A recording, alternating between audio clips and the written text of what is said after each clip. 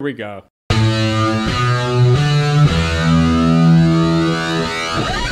Kong Skull Island. So Kong Skull Island is King Kong's side of the story. Yeah, Godzilla came out a couple years ago. Point is, enough people watched it to where they were like, let's make a King Kong movie and one day have the two fight. So now we have this King Kong movie, Kong Skull Island. Yeah, really, yeah. I do want to get into what I liked about the movie. All right, first of all, when King Kong is on screen, it's rad. Right when the helicopters go to Skull Island, they're like, all right, we need to drop these charges. You see King Kong pretty early, just as you saw him in the trailer. He starts throwing trees through the helicopters, beating the shit out of the helicopters. He's like, why'd you come to my land? He's pretty much like the old guy in the cul-de-sac who doesn't bother anybody or do anything. Chases ruffians out of the yard with a stick. That's King Kong. So now you show up dropping bombs. King Kong gets pissed. He steps outside. He's like, get off my lawn. But that's when you see him. You see him there. You see him a couple other times sprinkled throughout the movie. And then he has this big throwdown at the end and then he's gone. Generally speaking, for the majority of this movie, you're stuck with the people. Granted, I know what you're thinking. That's what they did with Godzilla. And I really enjoyed Godzilla. Because in the end, as a whole, Godzilla was a better story, told better, and although the not showing Godzilla thing pissed me off, he had a very gratifying throwdown at the end. And I liked the characters more in Godzilla. Yeah, a lot of people didn't. I'm saying the characters in Godzilla were much better than the characters in this movie. This movie, you have great actors. You have Tom Hiddleston, Samuel L. Jackson, John Goodman, Brie Larson, Toby Kebbell. Holy shit, how can this go wrong? It goes wrong from the script writing, because no one gives a shit about these people. Why are they in it? Who gives a fuck? Yeah, you're just tromping around with them, walking through the bogs and the shrubbery. It's like, you're supposed to know that King Kong's out there somewhere and that's supposed to make it worth it. It doesn't. There's even a scene where Tom Hiddleston,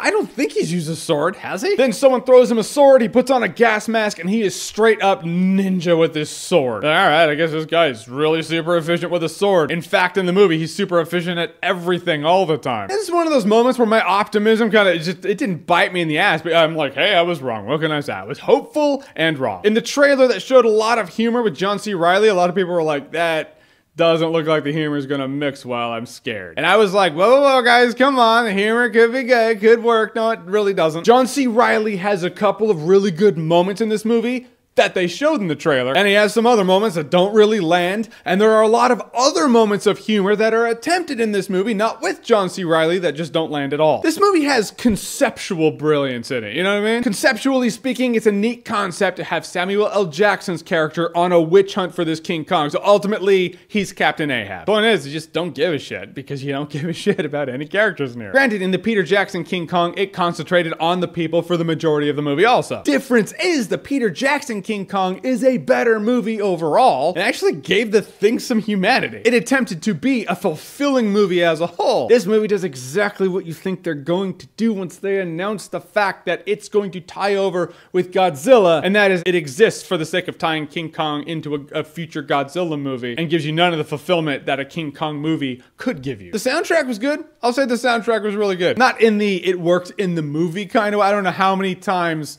they played a musical device to have Vietnam War era music start blaring while they're going out there looking for someone or they're trying to destroy shit. I just like, would you do that? Or would you just concentrate on the goal at hand? I don't know. All I know is when I was listening to the music, I was like, this soundtrack is worth looking into. Guys, in the end, Kong Skull Island, yeah, this one let me down. The pacing was choppy, it was shoddy, it was all over the place. It concentrated on the human characters, which should be a good thing. Only the human characters who gives a shit about them. The movie could have made you give a shit about them, but it didn't. When Kong was on screen wrecking anything, it was actually really cool to watch. That was fun, but in the end, it just didn't pay off. I was just bored for the majority of this movie. The pacing sucks, and I will say Kong Skull Island's probably a better time if you're drunk. Yeah, now it's a party. Come on, dude, you're nitpicking. It has some cool throwdown shit. It did have some cool throwdown shit. It also had a lot of boring shit. I actually want to know for sure. I want someone to clock and time the screen time of King Kong in Kong Skull Island and Godzilla in Godzilla and tell me who actually has more screen time. Alright guys, so Kong Skull Island, have you seen it? What did you think about it? Or what monster movie do you want to see next? Rampage? They're making that, by the way. They're making that. But whatever you think, comment below, let me know. And as always, if you like what you've seen here and you want to see more, click right here to see more.